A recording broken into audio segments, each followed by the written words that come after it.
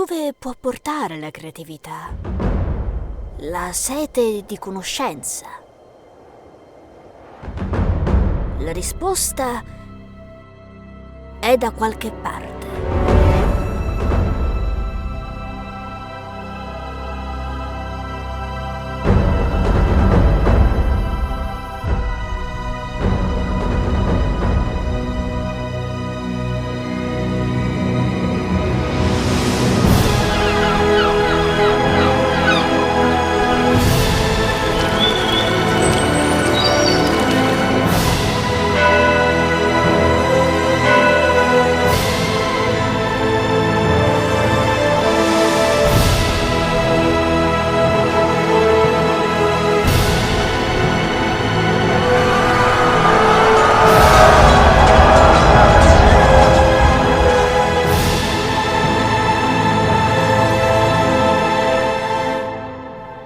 Questa è la storia